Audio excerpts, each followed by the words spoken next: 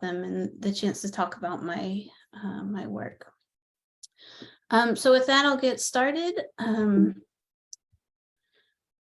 This is a license plate that I picked up in Vermont several years back.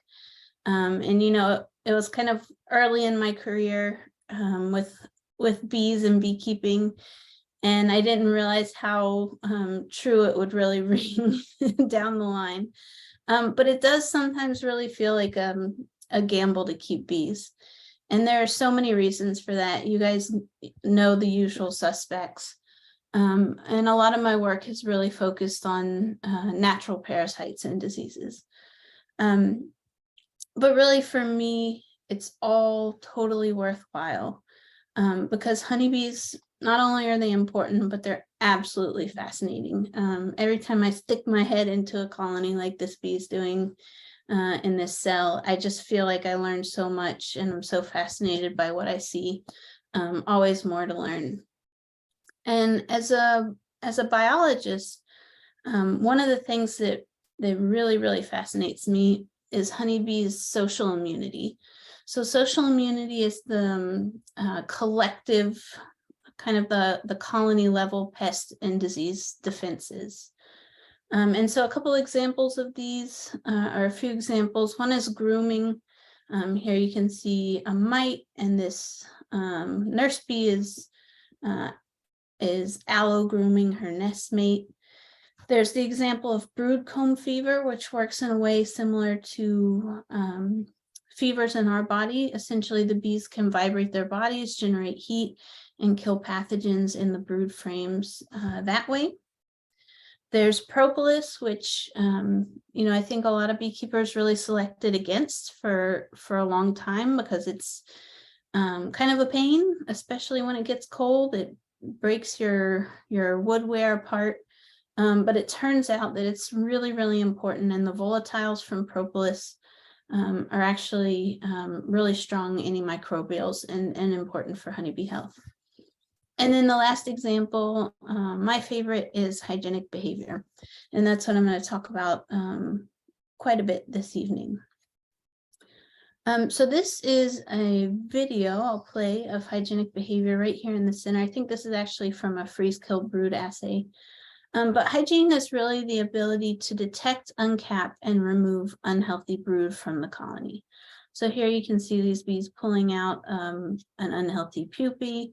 Of course, this frame's sitting out in the sunlight, so I can take a video, but typically the bees would pull this individual out. A lot of times they cannibalize some of the liquids out first, and then they discard this unhealthy brood or pupae out of the colony, and in doing so improve the health of the colony overall.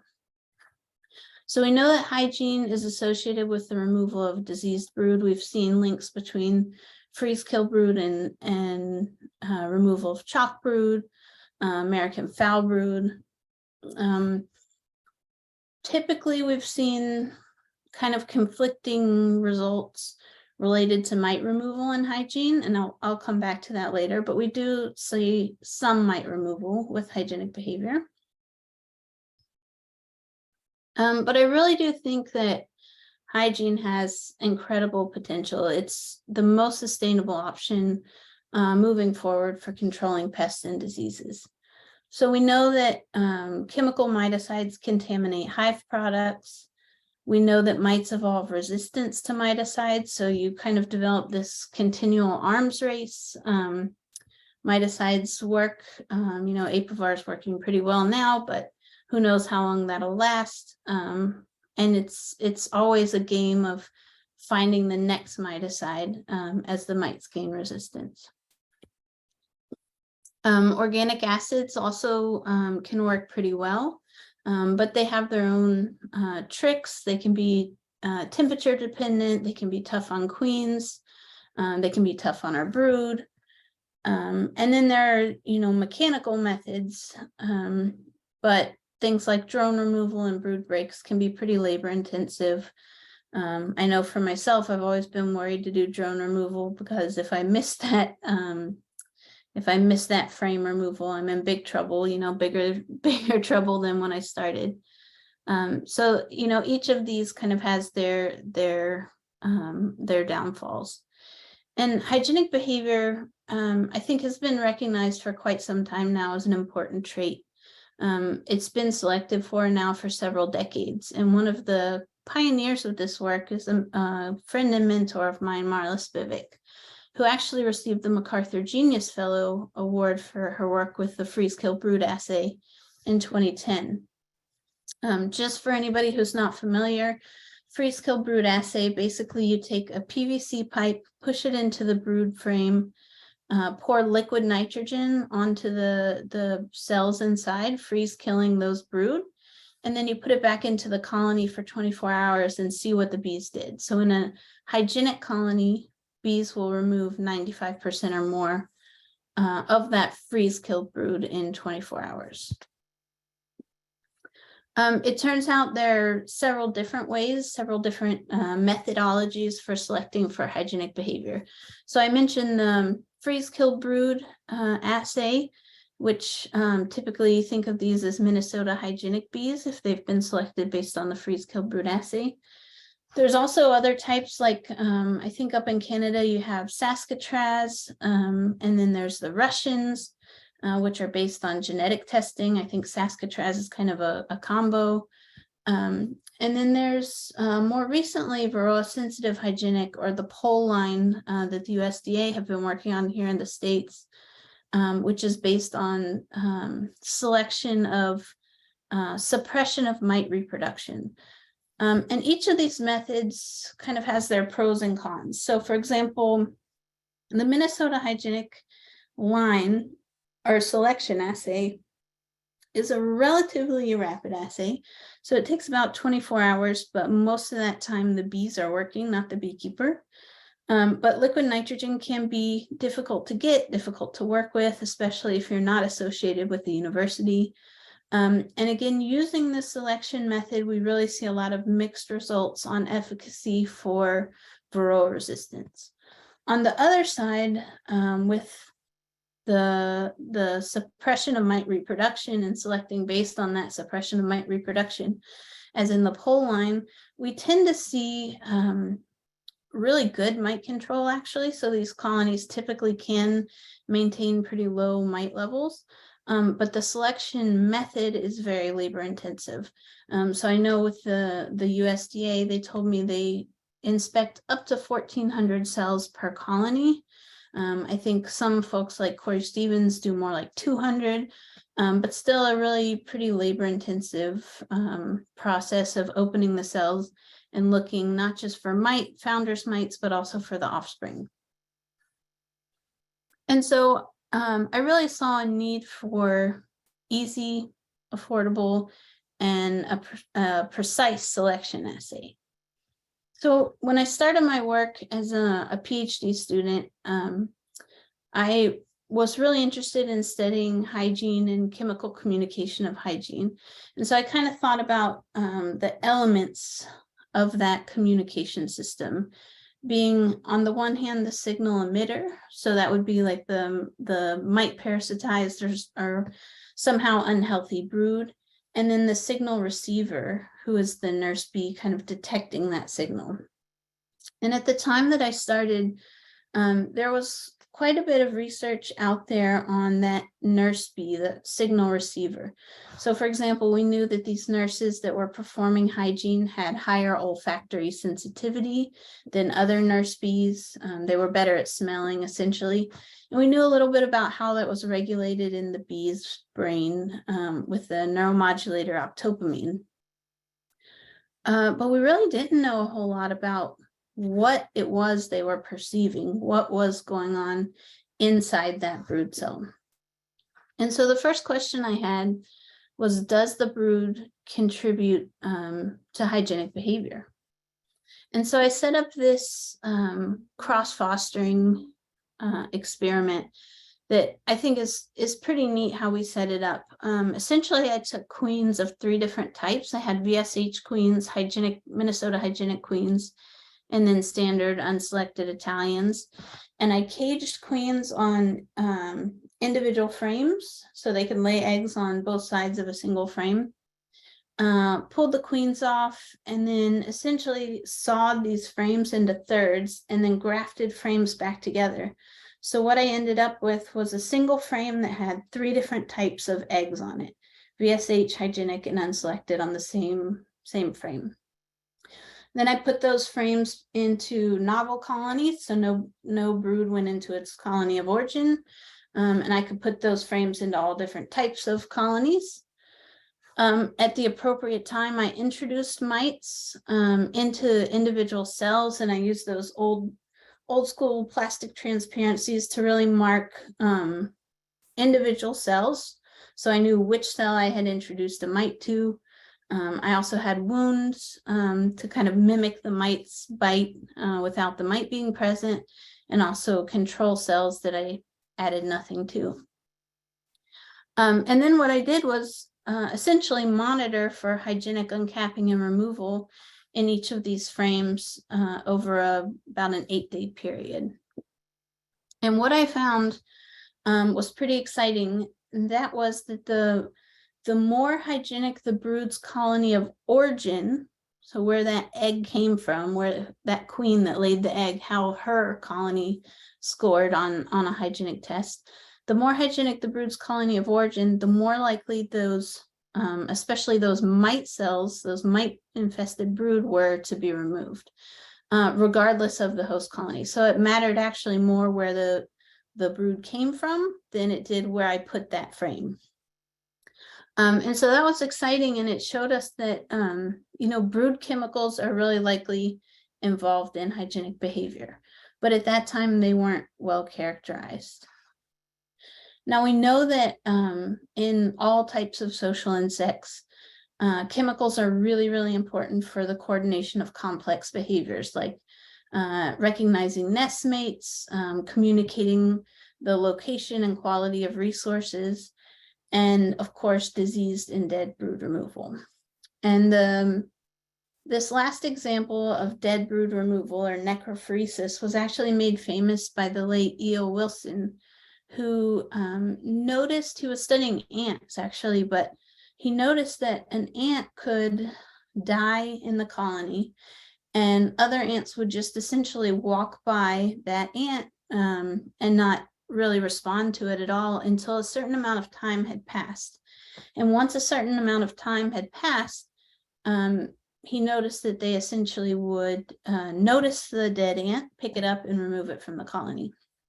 And what he came to realize through his studies was that that was related to the release of a death pheromone called oleic acid.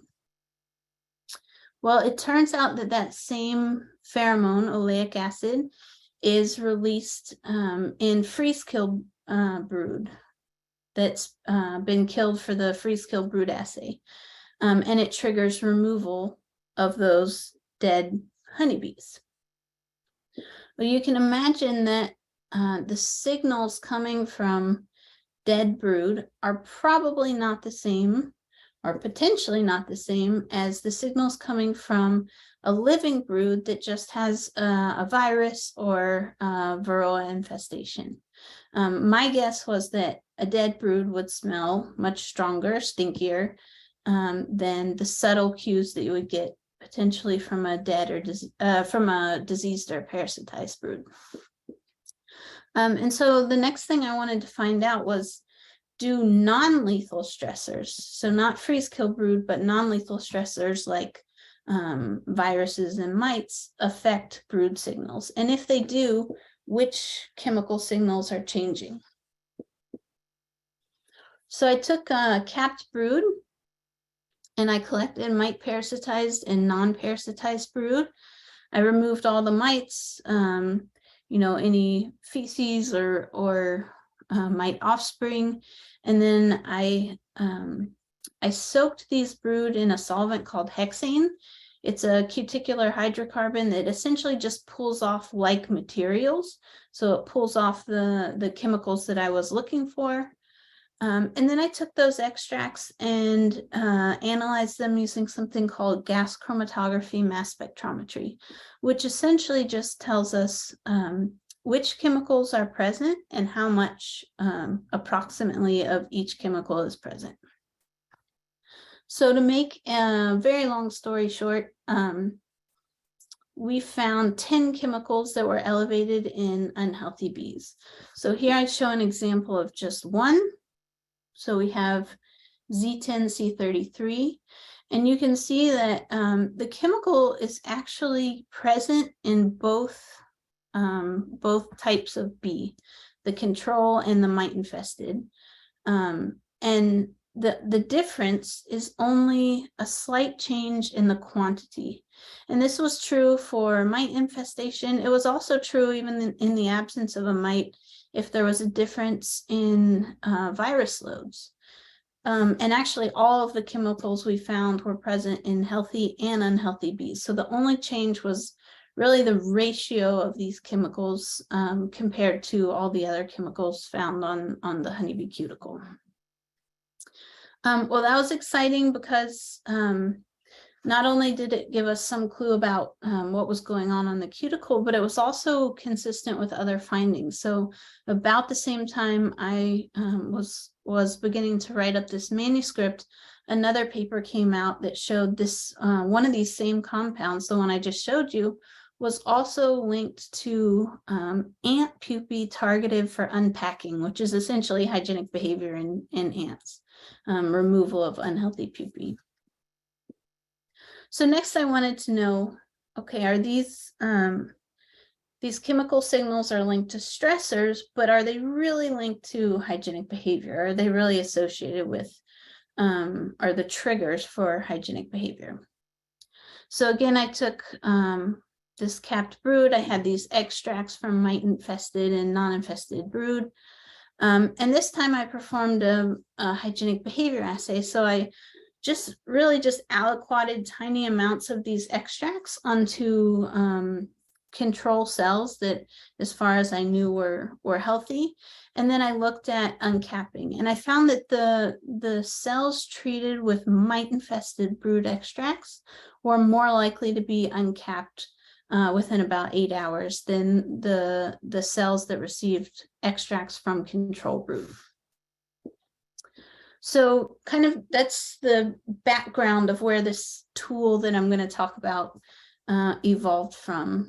So just to kind of summarize that intro and these what we came to start calling unhealthy brood odors, or UBOs, we identified these compounds elevated in Varroa parasitized and virus infected brood. And we found that these compounds could be detected by nurse bees and that they trigger hygienic behavior. So I love fundamental science questions and science for science sake. But I also, when I learn something, love to figure out how I can turn that into something useful and applied. And so the next thought I had was, well, can we use these chemicals somehow in a useful way? For example, can we use them to measure Varroa resistance? So we made a mixture of lab synthesized UBOs, and this this line always makes me laugh a little because that's like 4 years of work in a very brief sentence, but not the exciting stuff. So I'm going to skip right over that. We made a mixture of these lab synthesized UBOs, and we now call that mixture the unhealthy brood odor assay. And so I want to tell you kind of how this assay, how this tool works, and then I'll go into what we can do with it and how it can be useful. So the basic idea is we have this small amount of spray. It's about 0.5 milliliter. And it's kind of modeled after the freeze kill brood assay. So right now we're still using a PVC pipe. We actually shrank the size down just to make it easier. So there's about 50 cells inside the test area instead of 160 like there are on the freeze kill brood assay. But we have this small test area. We apply a small amount of the UBO spray to that area. And then we return the frame to the colony for 2 hours. After 2 hours, we pull it back out, and then we just quantify the uncapping that's occurred. And I say uncapping, occasionally we get a little bit of removal, but typically we just see uncapping, and we actually have to stop it at 2 hours because the signal for unhealthy brood is essentially applied to the surface of the cell. So when the bees uncap, they look inside and find nothing wrong. A lot of times they'll actually start recapping the cells. And so that's essentially an overview of the assay. The really important part is what happens next. So the idea is that beekeepers can then take these test results and make informed breeding and management decisions based on how their colonies performed. So I want to show you what this looks like in real life. So on the left, I'll show you a high UBO response, and on the right, a low UBO response. At time 0, we apply the spray, and 2 hours later, we may see something like this. So the colony on the left scored a 96%. If you have a sharp eye, you can see there's still 2 capped cells here. So those don't count, it's not quite 100. And then on the right, this colony scored a 24%. There are 1, 2, 3, 4, 5, 6, 7 uncapped cells here. So not quite as high of a performer. And so just to get to that applied part, how the beekeeper might use this, if these were my colonies, on the left-hand side, I would probably limit treatment. So I think it's always a good idea to keep an eye on your Varroa counts. Even a very hygienic colony can be overrun with Varroa if they rob out a super infested weak colony, dying colony. So I think it's always a good idea to keep an eye on it, but you may not have to treat this colony. I'd probably graft eggs, split, or sell this as a breeder colony. On the other hand, unless this is a high grooming colony or has some other strong mechanism of Varroa resistance, I would expect to have to treat this. I would probably remove drone comb that I find here because I'm always trying to improve hygiene in my apiaries. I don't want those low hygienic drones flying around. And if I'm really trying to boost my hygienic scores, I may replace this queen with a higher scoring daughter queen. Of course, I think it's really important to say there are lots of important traits besides hygienic behavior. So please never sacrifice those other important traits like honey production or brood pattern or brood production, gentleness, all the things that are important to you, winter tolerance. Those are also important. So don't sacrifice those just to get hygiene. But I think we can get them all. That's the good news. All right, so I want to tell you about a study that we did evaluating this assay. So this took 3 years. We had 5 different sites involved, and we looked at 72 different colonies that were never treated for Varroa. We ran in each colony a UBO assay and a freeze kill brood assay. And again, what we're trying to figure out is, does colony response predict Varroa resistance? So first we wanted to look at mite infestations. We just ran alcohol rinses to calculate the number of mites per 100 bees. And this is what we found. So this is all of those 72 colonies. And here I have on the x-axis the UBO assay response. This is a single 2-hour test in June for each of these colonies and how they scored. So before I showed you a 96, which would be over here, and a 24, which would be somewhere over here.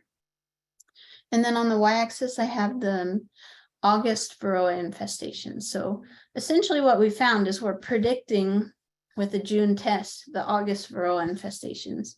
And what we really noticed was that there seemed to be a pretty strong cutoff here around 60%. So when colonies score 60% or higher, they really seem to be able to maintain low Varroa numbers without treatment. So this graph shows all that same data, but it's a lot neater and more beautiful.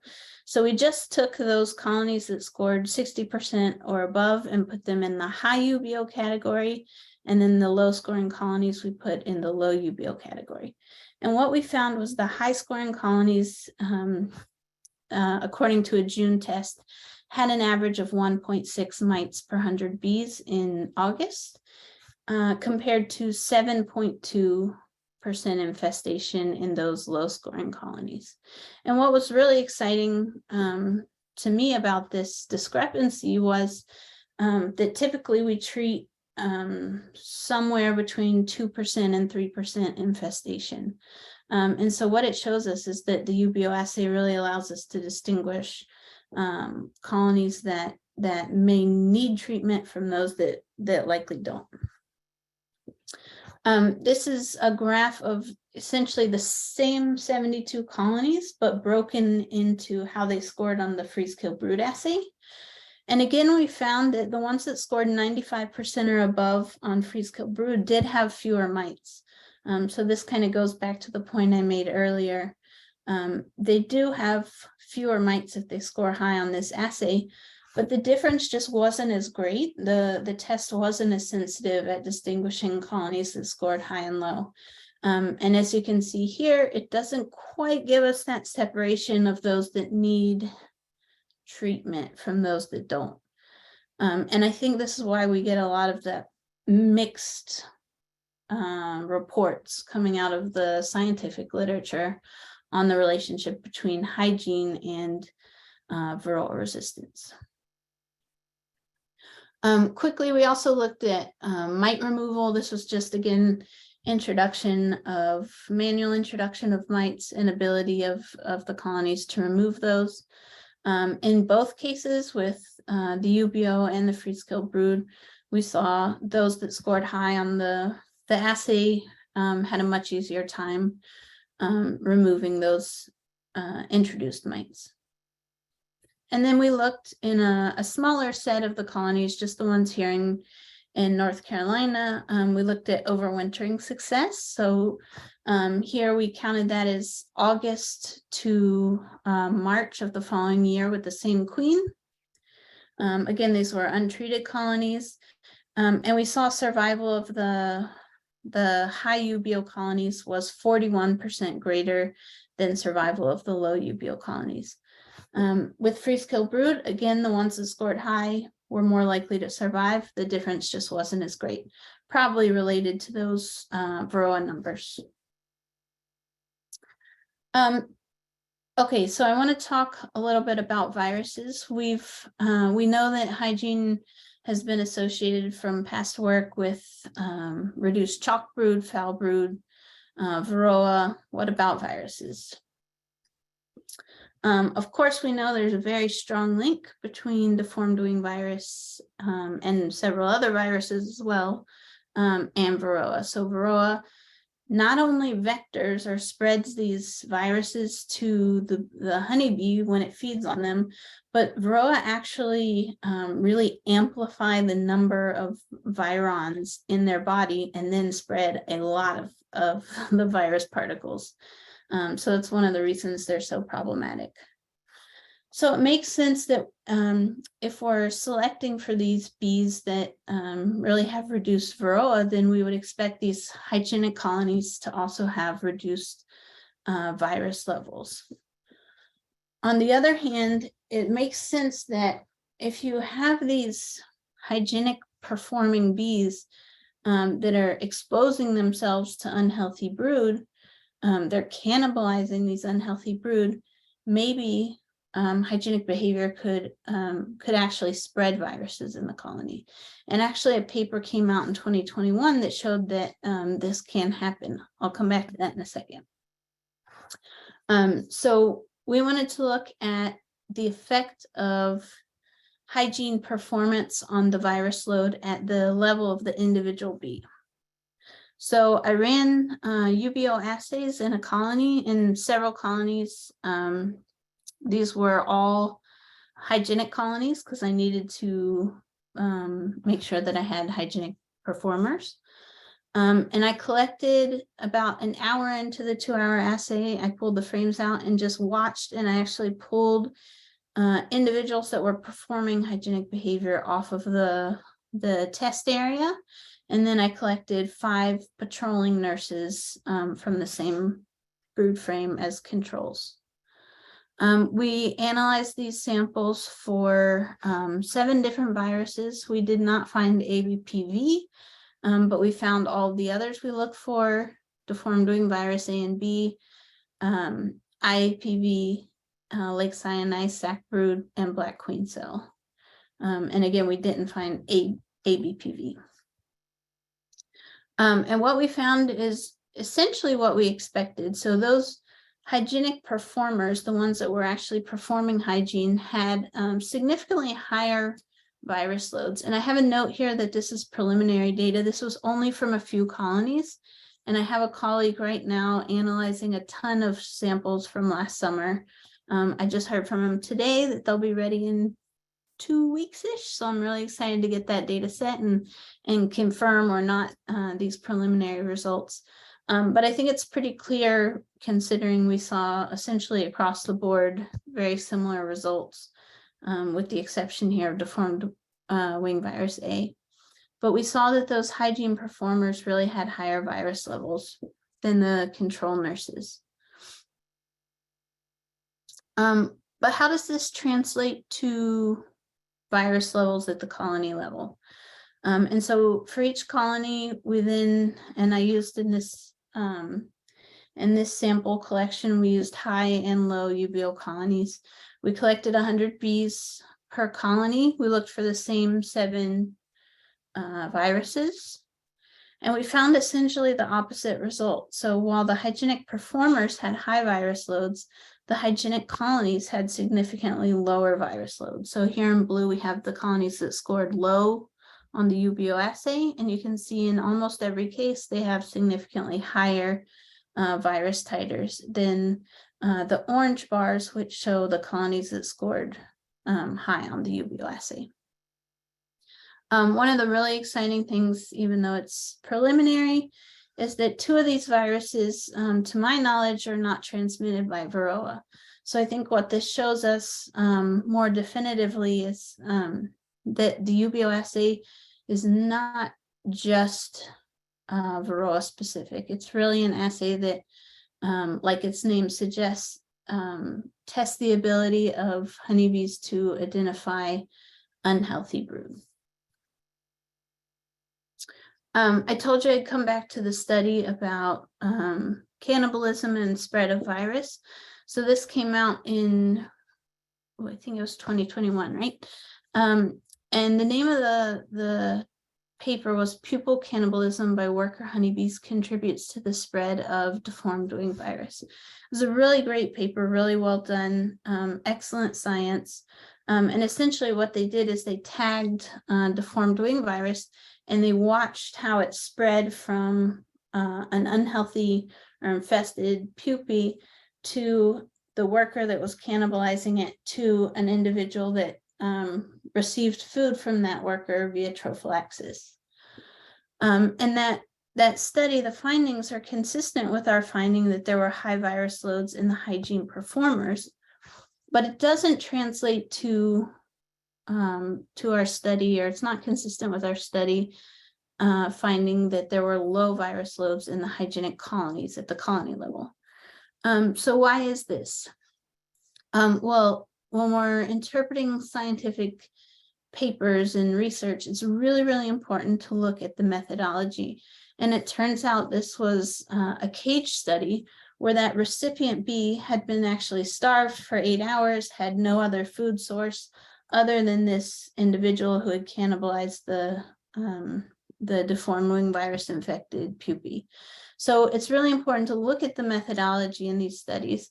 And I think, even though that was a very well-designed study, when it comes to the colony level, we can't always trust what happens in those cage studies to be true at the colony level. So there are probably mechanisms in place at the colony level to prevent the spread of viruses from those hygiene performers. That could be social exclusion. like the individual asking for food is kind of shunned by another nestmate. Could be self-isolation. We don't know, but likely something like this is in place. So what this tells me is that hygiene performers likely act as virus sinks. They're really taking on that virus load into their body, and in doing so, prevent the spread of viruses and protect the colony. And so the big question then, right, is if hygiene is so great, which I've been thinking it is for about a decade now, I'm really excited people are starting to talk about it. But if hygiene is so great, why don't all beekeepers have hygienic bees? So I spent the last year and a half or so talking to a lot of beekeepers about this. Some of the most common answers I got, they don't know about hygienic bees, which I think is becoming less and less of the case. And a lot of times they don't have access to hygienic queens. I've heard, the cost of the really high performing queens is pretty prohibitive. So, the colonies, the queens that are selected based on SMR, that are really high quality breeder queens, and have already been through that really labor intensive analysis, are often $300-400, so very expensive.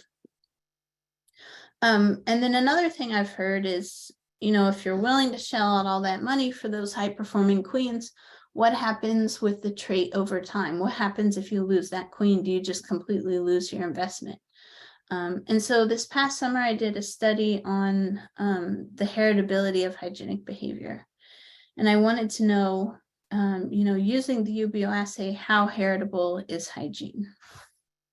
So I set up 2 apiaries. I set up a high hygiene apiary where the average UBO score was 85%. And about 8 kilometers away, I set up low hygiene apiary with an average UBO score of 29%. Neither of these was isolated. I live in a, I don't know how populous your area is, but a town of 200,000-300,000, so not huge by our standards, but not too small. From each of several colonies in each apiary, I made 2 splits, so 2 sister queens, and then I just moved one of these nukes from each pair to the other yard for mating.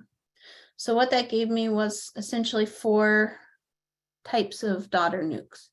I had daughters that came from a low hygienic mother and mated in the low hygienic apiary, low hygienic mother but mated in the high hygiene apiary, high hygienic mother but mated in the low hygiene apiary, and then the best of both worlds. They came from a highly hygienic mother and then they mated with drones in the high hygiene apiary. We ran UBO assays on the daughter colonies and essentially wanted to tease apart the effects of maternal origin and who they mated with. And this is what we found. So this data is from 7 weeks post-emergence. On the right here, we show high and colonies from the high hygienic mother. So this is high hygienic mother with the high mating apiary and low mating apiary. And so you can see that the mother seems to have the largest impact, because regardless of where they mated, if they came from a highly hygienic mother, they were kind of on the upper side. On the other hand, it does seem that there's a mating yard effect. So even if they're in the same kind of mother category, mating in the high hygienic apiary meant that they had a slightly higher hygiene score.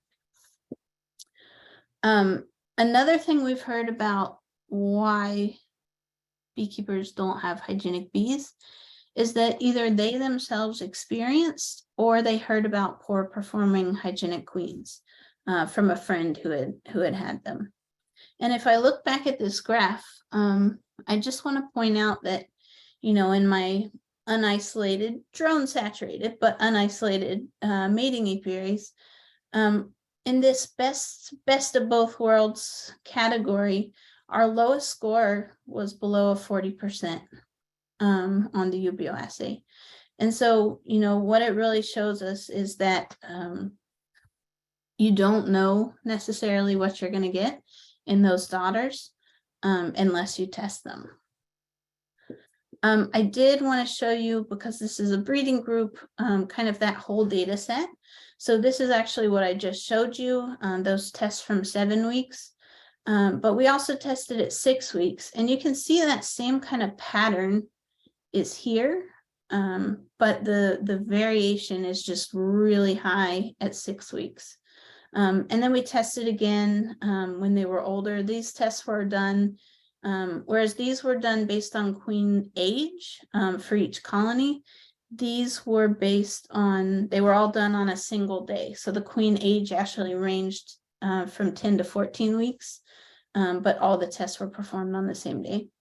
And so, you know, what I just want to show is that it's, I think, really, really important when you're testing a new queen to wait at least 7 weeks minimum before you test for hygienic performance. You have to wait for not only for the queen to lay eggs, but for those eggs to emerge as adults, and then those adults to actually become the right age to perform hygiene, which seems to be about 2 to 3 weeks of age. And also you have to have enough. So it depends how many she's laying. As she starts laying, you have to have enough of those workers of the right age to really have the queen's genotype reflected in the colony's phenotype or the colony's behavior. So conclusions from this study: wait at least 7 weeks post-emergence to test, at least 6 weeks laying. I think if you can add another week to that, it's great. We found that the mother's UBO score was most important, but that the drones the daughter mates with also matter. And I think regardless of maternal origin, regardless of mating, if you're going to sell bees as hygienic, I think you should test them. So the daughters really need to be tested before they can be sold as hygienic bees. They can be sold as daughters of hygienic bees, but to call them hygienic, I think it's important to test them, because unless you're doing insemination, artificial insemination, it's really hard to control, or you live, I would say, in a very isolated area. It's really hard to control what happens in that natural mating system. All right, so I kind of wanted to give just an overview of what we know so far about UBO. So I've talked a little bit about how high UBO colonies have lower varroa infestation. They have higher introduced mite removal, higher overwintering survival. And then I just showed you how they have higher UBO scoring F1 queens. We also did a study that I haven't got the chance to publish or talk about much, so I just want to share it here. We did a study looking at memory, and this was done in the classical sense of Pavlovian conditioning. If you guys remember Pavlov and the salivating dog when he rang the bell. Honeybees have this reflex called the proboscis extension reflex. And so essentially what we were able to do is associate these unhealthy brood odors, these UBOs, with a sucrose reward. So the way we did that, I had a glass capillary, and I had essentially treated it with UBOs. And this proboscis extension reflex of the honeybee essentially means that when they are exposed to a high enough sugar concentration, they stick out their proboscis, or their tongue. And so the antenna has to come in contact with that sugar sucrose. And so what we did was we took the glass capillary, we touched it to the antenna. So these UBOs are touching the antenna. Then immediately after, we put a sugar drop on the antenna, and we gave her a sugar reward to her proboscis. So she got to drink some sugar water. And after about 3 training sessions, pretty much every bee that we trained could start to associate UBOs with a sugar reward. So what that means is we could touch the UBO stick, the UBO capillary to the antenna, and they would stick out their tongue. So when we first started training, UBO didn't make them stick out their proboscis because they only do that for sugar, but we associated the UBO with that sugar reward. And so we could get the bees to stick out their proboscis just by exposing them to the UBOs.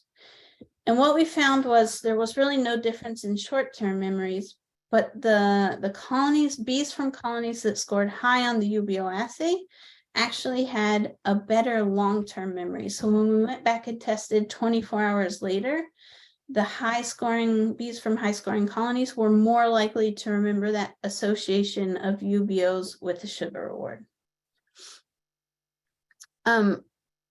This part is pretty exciting for me. So like I said, I've been working on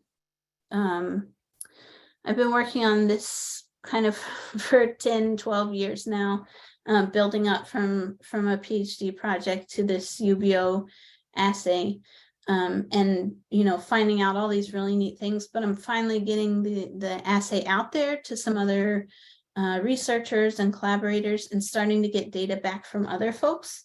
So it's really nice to see what they're finding as well. So this data is from the University of Vermont, and they were looking at nosema prevalence. And what they found was, it really didn't matter how colonies scored on the UBO assay in terms of whether they had some level of nosema. So most colonies had some level of nosema, it seems like, and it didn't really matter how they scored. But when they looked at how much nosema, so the number of spores per bee, they found really dramatic differences, especially in August, where the UBO low colonies had significantly more nosema than the UBO high colonies. And this kind of blew my mind because nosema is not a brood disease.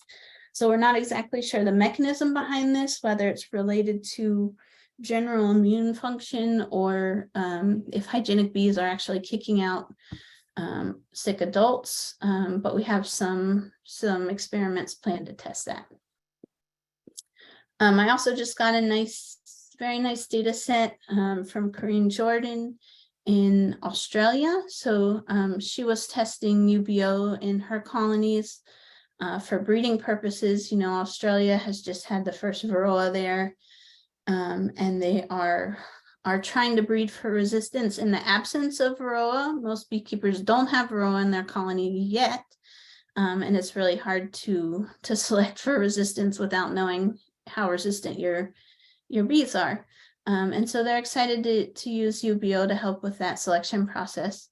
And so in this data set, she sent information on the total number of chalk brood mummies, which I can't thank Corinne enough for actually counting all those in her colonies. This data point here is about 3 times higher than this one. I had to bring it down so it could fit on the slide. But really we see a pretty significant difference in the high UBO colonies compared to the low UBO colonies. And really this is somewhere around 15–20%, this cutoff. And so it seems like it's a lot easier for bees to detect chalk brood. You don't have to be all that hygienic to really be able to keep your chalk brood disease down. On the preliminary data analysis still underway, it's still not clear to me 100% if bees that are selected based on the suppression of mite reproduction are really having exactly the same traits as bees selected based on UBO. I think anytime you change the selection method, you're likely to get something a little different. They do seem to be correlated, but I think we need a lot more data on that, and it's coming. I showed you the virus data. We have more virus data coming. We have a little bit on cell recapping. Hopefully we'll get some more on that. And I've recently started a project with Leonard Foster looking at expression of odorant binding proteins. It looks like we have some interesting results there. So we're putting together, or we recently submitted a grant to follow up on that work and see, what's going on with the kind of the mechanism of detection in UBO versus freeze-kill brood selected bees. We still don't have any data yet with UBO on foul brood. I think there's potential here for resistance to tropolalaps. I don't know. I've never worked with tropolalaps, but I'd love to do some tests. And of course, other traits and diseases we can explore. So why is it important? See how I'm doing on time. In terms of breeding, I think UBO really enables verification of those hygienic daughters. It can facilitate local selection. So I show snowy colonies here because I'm working with a group in Vermont who, my understanding is they were bringing in VSH bees from the south, and every time they did so, they were sacrificing their winter tolerant genes. And so they're really excited to be able to select for varroa resistance within their own population of bees, which are winter tolerant. And I think it also improves hygiene resolution. So with the freeze-kill brood assay, you really have a very narrow window of hygienic, and it's just a little bit broader with the UBO assay. We don't know kind of all the details of what that means yet. But for example, maybe with open mating, the bees on the lower end of that, when you look at their F1 daughters, it's really, they're kind of losing the hygienic trait. So maybe the higher end, near 100%, is best for natural mating. Somewhere in the middle maybe is best for insemination. We don't know yet. But I think it just gives us a little bit more wiggle room to find out. I do want to point out that I showed you a 1-to-1 ratio of hygienic versus non-hygienic, and that's not the ratio that we find when we test colonies. Most colonies, this test is really much more difficult to pass than the freeze-kill brood, I think. It's a little bit more strict. Most colonies still fall pretty low on this assay scale, unless you've been actively selecting for hygiene and varroa resistance. You're likely to get some pretty low scores, but I think I hope that's going to change. I hope we can use this tool to really improve varroa resistance and disease resistance and get these scores, kind of these averages up. I think, one of the nice things is this is a natural and beekeeper friendly tool. It's something available, or that will be hopefully soon available to all beekeepers. It allows beekeepers to compare queen breeders and inform egg selection for requeening, and even to ID susceptible colonies, so you know which colonies you really likely have to treat. You can even kind of isolate those in one yard and isolate resistant colonies in another to streamline management, and even remove the susceptible colonies from mating yards. I haven't spoken about native bees, but I am a big fan, and I'm starting to learn more about native bees and native bee health. And I think we have potential here to decrease the spread of pathogens and parasites to other pollinators. So a 2020 study showed that there were actually bee pathogens in 42% of bee species and 70% of flower species.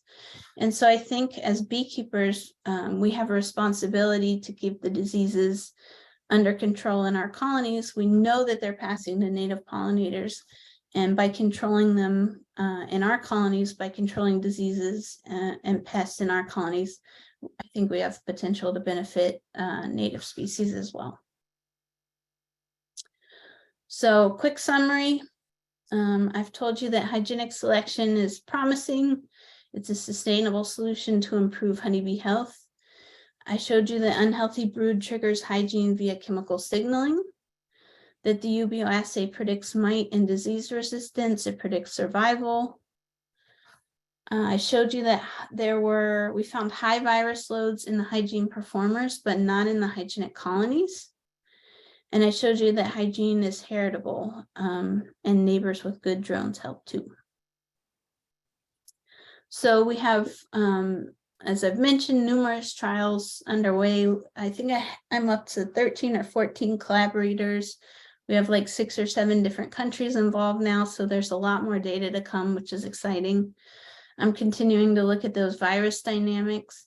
And right now, my main focus is getting this assay commercialized and into the hands of beekeepers. So we are trying to improve our applicator. It's the main thing we've been struggling with. And we thought we had it, and last week ran into another glitch, and I just today got my new caps, and so tomorrow we'll go out and try it, and hopefully we'll have the solution.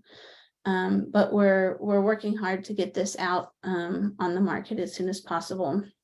Hopefully by spring of 2024 in the US, and soon after in Canada, Europe, and Australia. We're also looking at environmental effects on the assay. So we know that smokers can dull the ability of adults to smell for about 20 minutes, which is fine if you're just doing a hive check. But if you're running a test based on the ability of the bees to smell, that's only 2 hours, 20 minutes could be a problem. So we're looking at different fuels and how they affect the assay results. Bottom board type, does the ventilation of the hive have an effect? And we have some reason to believe nectar flow could have an effect, so we're looking at that as well. Tons of people have helped with this work along the way. I'll point out first my co-founder of our recently started business, Phoebe Snyder, who's really playing a huge role in helping me bring this product to the market. And Olaf Rappel, my PhD advisor, Marla Spivak. Lots of folks have had their hands in this that I can't thank enough. And then, also have to mention the funders. We've had tons of support from everywhere, from my own university, UNC Greensboro, to USDA and NSF, Project Apis M, who I know has a big role and plays a big role in Canada as well.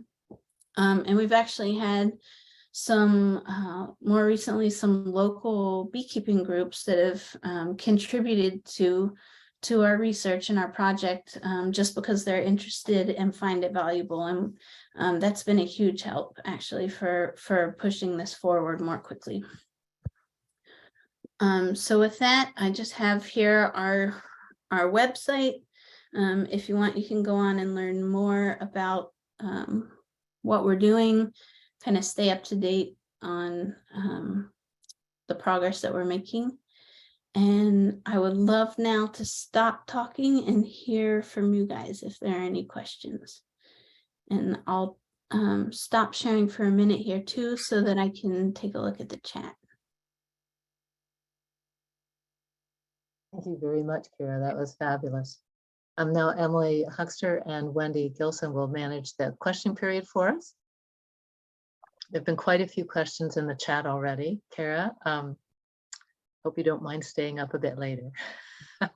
Not at all. Wonderful presentation. This is Emily. Wonderful presentation. Matthew Kobe, if you just want to raise your hand and we can unmute you, and then you can just ask your question. That's a pretty detailed question. It's probably better just coming from you, I was thinking. And then in the interim, just lots of people saying great presentation, super interesting results. We all totally agree. And somebody asked how do we get the spray? I feel like you've kind of answered that. That it's coming, hopefully. Definitely. Just when is yeah, it's coming next year. Next year for sure in the US, hopefully for sure. And really we know that there's a lot of interest in Canada, so it's going to be one of our our first moves after our US introduction is moving into Canada. Well, if we're just waiting, I'm going to jump in with a question. No, well, Okay, no, carry on then. Yep. no, go ahead. Oh, okay. So is it best to inspect a certain age pupae when you're using the test? Yeah, so we the only thing that I would say is you don't want anything that's within about 2 to 3 days of emerging. I don't know exactly why, but when bees are about to emerge, they seem to the spray somehow like triggers early emergence. So you come back 2 hours later and they've emerged kind of early, but it's only for the bees that are already kind of wiggling and pigmented. So I usually just try to stick to purple eye and younger. Thank you. So just avoid that near emerging brood. But otherwise it doesn't matter. And then there's a question, is there any possibility that the new AFB vaccine could have an impact on hygienic behavior of bees? In what way would it have an impact? I've thought myself, so the way that vaccine works, if I understand correctly, is it's introduced to the queen, and then the queen is essentially primed against AFB and passes it on. And I'm sorry if I'm misspeaking, but I've thought about doing something similar with UBO. So, you know, if you can expose the queen to these unhealthy brood odors, so she is more aware, more primed for recognizing them and passes that immunity on. I don't know if it's that feasible. My proposal on that didn't get funded, so maybe other people didn't think so either. But that's definitely something I've thought about with UBO. I'm not sure if I answered the question or what was meant by that, but maybe the person who asked it can clarify if I didn't. Yeah, sounds good. Anthony, if you want to clarify, go ahead. So I'll let Matthew answer his or ask his question. I think I've clicked ask to unmute. Hopefully you can ask your question, Matthew. Yeah, Oh, thank you. Go ahead. I just see too that Anthony, sorry, one second. Anthony said, was asking too if other vaccines can be developed to treat other viruses vectored by Varroa. So my understanding is that's their plan moving forward to target others. Okay, sorry, who was asking?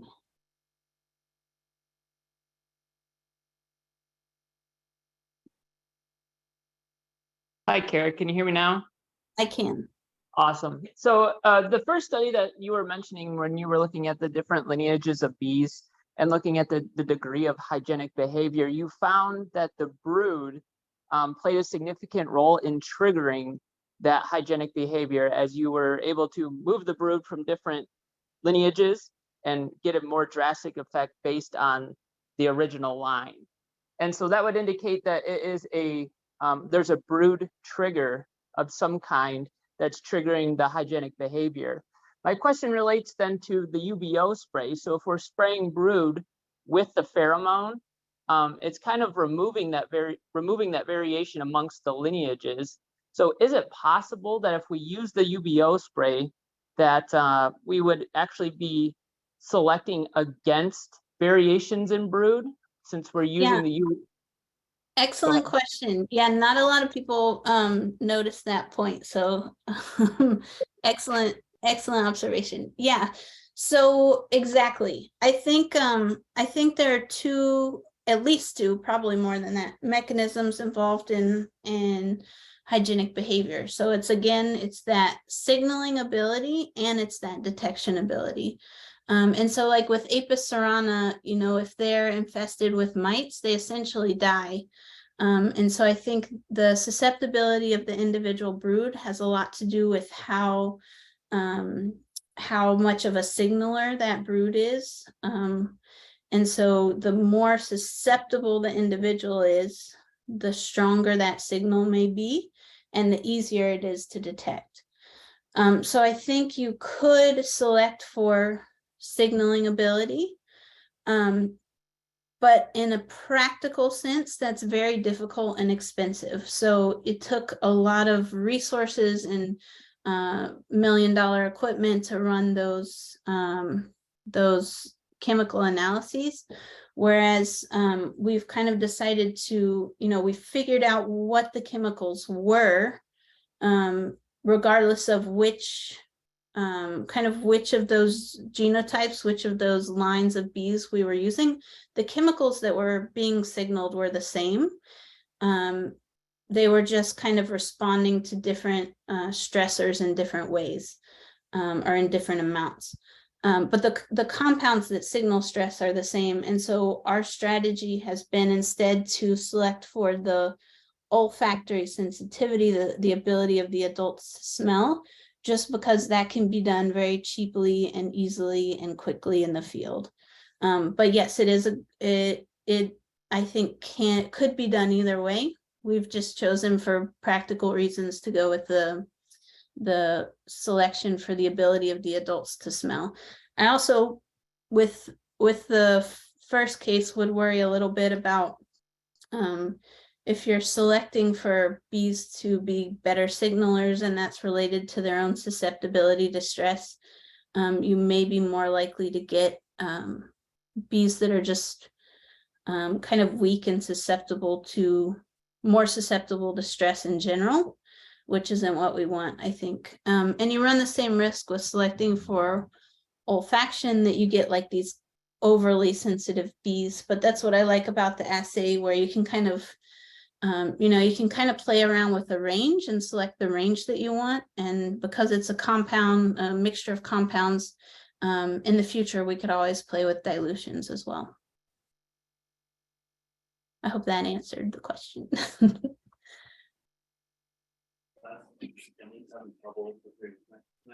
That sounds really good. So my internet is going in and out, so I'm not 100% going to be reliable for asking questions. So Liz, you might have to jump in and help out here if my internet's too broken, but it's what happens when you live in the boonies. So I also see there's the question about another thanks for the presentation. And so a joking question, will there be a public stock offering for beekeepers in the future in this company? I don't know enough about business for that. Fair enough. And so I actually have a quick question as well. You chose 85% when you did your study for high, as the threshold for the high UBO sensitivity. Was there a reason why you picked 85 in particular? Was there something else that you used 60, yeah, we chose 60. So the freeze kill brood was 95, and we chose 60 for our threshold. Yeah, that was based on the data. So I kind of showed that scatter plot graph where we showed like the colonies that scored 60% and above really kind of had those consistently low mite levels.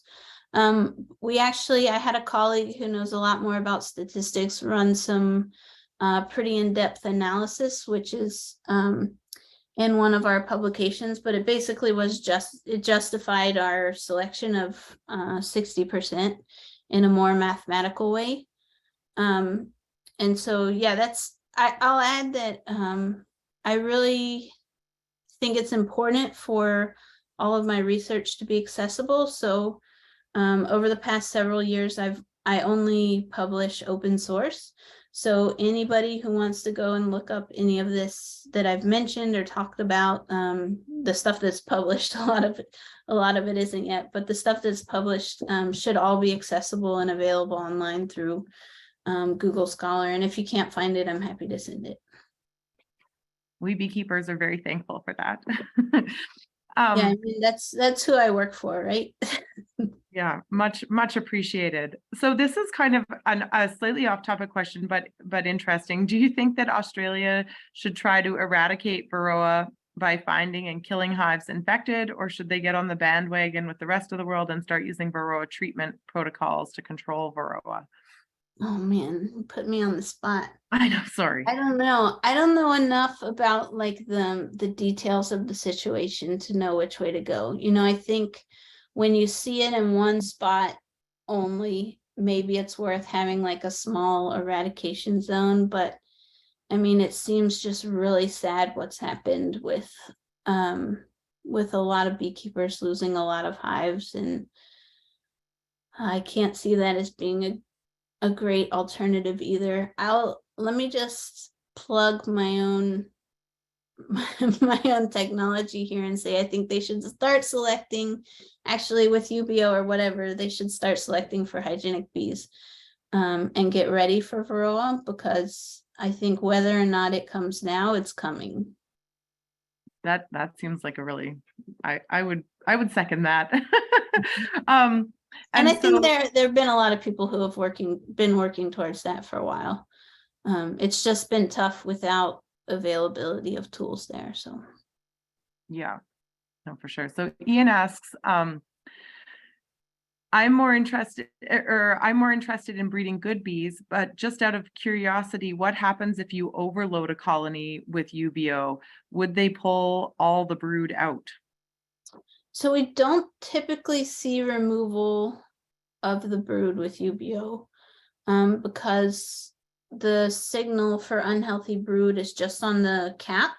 So when the uncapper comes and uncaps the bee, we actually know from one of Marla Spivak's studies that it's usually a different bee that performs removal than the one that performs uncapping.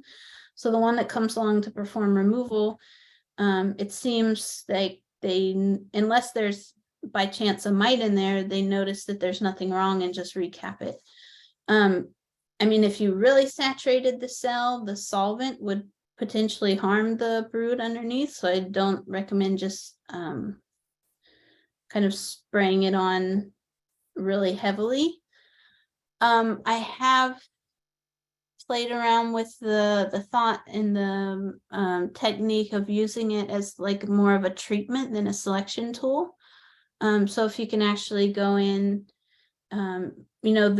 the bottleneck of hygienic behavior is the uncapping part. Once the cell's uncapped, it's really easy for them to stick an antenna in and determine if the brood's healthy or not. The tricky part is identifying through a wax cap where there's a problem. And so if we can trigger this uncapping, and then bees can come along and either remove or recap, you could potentially have more of a treatment for hygiene, for Varroa infestation or other diseases. And we're still playing around with that a little bit. I think one issue with that is you essentially, if you do that with all the brood at one time, you overwhelm the ability of those removers to do their job. It turns out that hygienic behavior is not done by tons of individuals, but it's a relatively small group of specialists that perform that task. And so I think it may not be practical, just in the sense that there's too much, unless you're in like a small brood period, there's too much to do at one time to really have it work as a treatment. But we'll continue exploring that option. No, I like that. And so probably because it's a specialist, that's why viruses aren't spreading to the colony level as rapidly, I would guess. So another question is, would it be best to use the UBO and the freeze kill brood assay together, since they recognize different diseases or pests?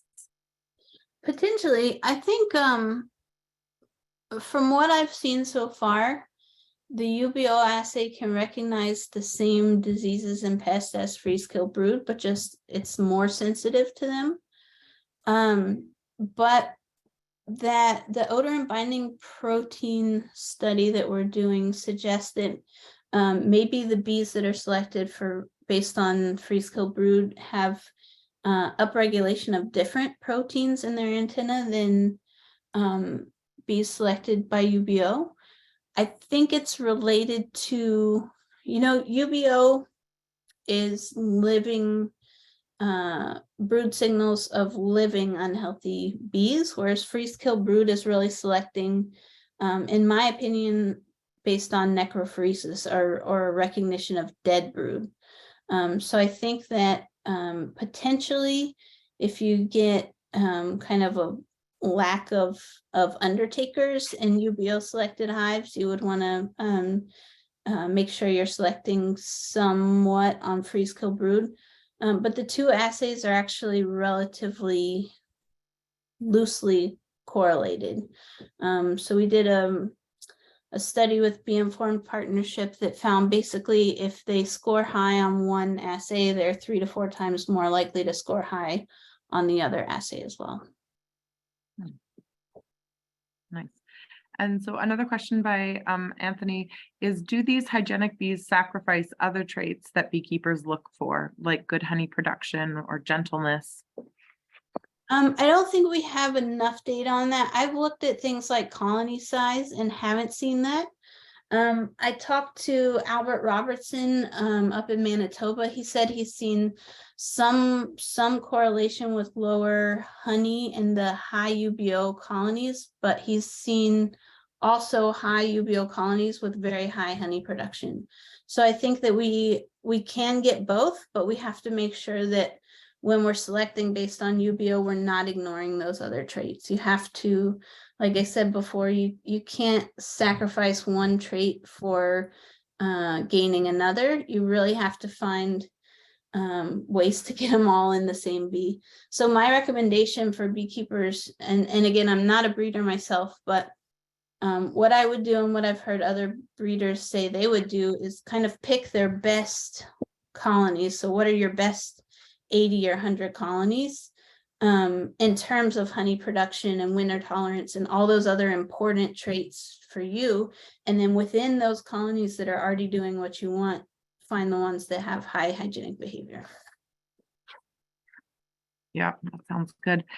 James Lee says, Kaira, James from SBGMI, are you concerned that UBO selects for hygienic bees, but against brood that triggers hygienic behavior? Thus, the hygienic bees will not perform the hygienic behavior without the presence of UBO. No, I don't think so. I think, you know, the fact that these same UBOs are expressed in unhealthy ants shows that this is like a long, evolutionarily long-term signaling communication system in social insects. So I don't think it's going to select against those individuals. I think it's going to select for nurse bees that have higher sensitivity. And so if you're selecting for nurse bees that have higher sensitivity, they're going to be able to detect those compounds, whether they're coming in strong or more subtly from the brood. Nice. So that's all the questions that I see in the chat. If there are any other questions out there, raise your hand and we're happy to address them. Or if I've missed your question in the chat, just raise your hand and ask your question. I'm sorry if I have skipped over any. Oh, I've got my hand up and has been for a while. Yeah, I've done a heck of a lot of hygienic behavior testing in the past, and I'm very excited to try the UBO. I think this is going to be great. But one of the question marks I have, and I think it is the fact that, of course, with the freeze-killed brood assay, you've got you're testing for 3 of the different traits or the characters that make up that trait. So the identification, the opening, and the cleaning out. Whereas in the UBO, we're really just looking at right now the opening, which is the very most important part, of course. But having done a lot of hygienic behavior testing, there are bees that open, but nobody's there to clean out, right? They're a different set of bees. So that was one of my questions, why I thought, well, maybe if we do this freeze-killed brood as well as UBO, now we know for sure they're opening and cleaning out. They have both those traits there. And so I was just a little concerned because even looking at some of the paper, like the 2019 paper, you've got a couple of hives that did score greater than 60%, but still had infestations of 11 and say 30% in August. So so there's going to be these outliers, right? And you could find those outliers by, of course, just going in and checking for your varroa levels after you've done these assays on those same bees to twig it for other traits as well, right? But anyway, I'm just wondering if that's a consideration at all. Yeah, it's a great point. You absolutely have to have bees that are there, able and willing to perform the removal if it's needed. So yeah, it's a great point. And if it comes to that, you may use freeze kill brood to perform that. I think, you know, really going back to the point of the bottleneck, it seems to me that the easy thing to do in that whole hygiene system is the removal, and the difficult part is the identification and the uncapping. So I'm not as concerned about what happens once it's uncapped, because I think you've taken care of the hard part. But if we start to see that bees aren't removing mite infested brood once they're uncapped, then of course I think we have to deal with that. My understanding of uncapping is that even just the uncapping process and exposure to different humidity levels and temperature can actually interrupt the varroa reproductive cycle anyway. But I think it would be a problem if you were uncapping cells with varroa and then they weren't getting removed. So Yeah, there seems to be some debate on that. You know, Stephen Martin's work and stuff. Yeah. Yep. Yes. I love reading those back and forth. Yeah. Yep. Yeah, great question though. Right. Well, I guess we've come to the end of the questions. I'm pretty sure people will think of some more later, and we know where to find you. So Yes, I'm always around and thinking bees. So awesome. We love it. Yeah, and thank you very much for taking the time, and just a great talk, very thorough, and it's great to hear what the next part of the research that you're doing and what other people are finding using that assay. my pleasure. Thanks so much. I appreciate it. So I guess I'll share my screen here now and give thanks where thanks is due.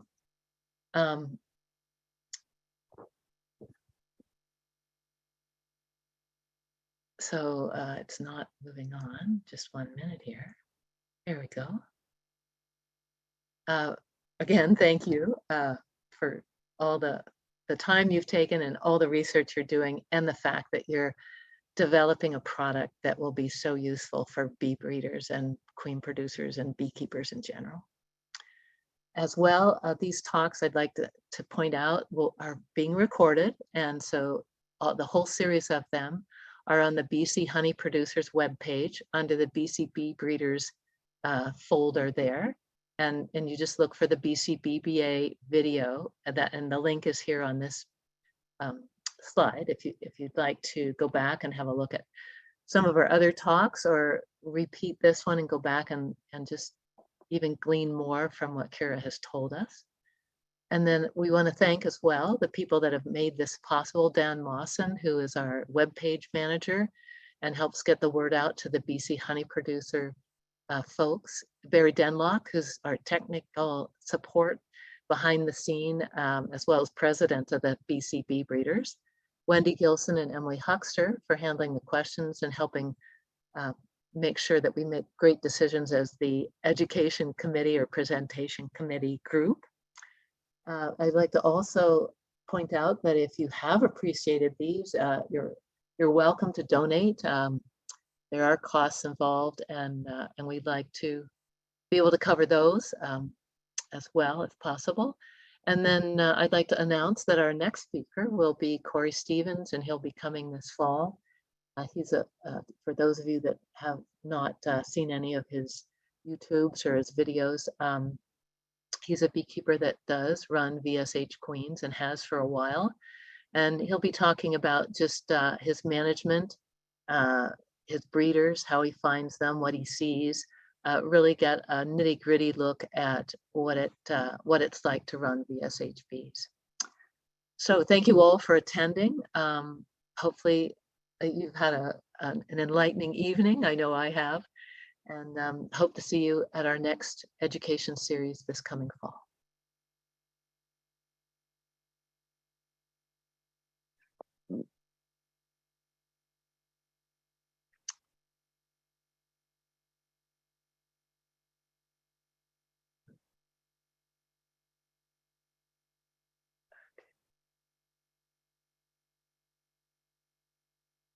Right.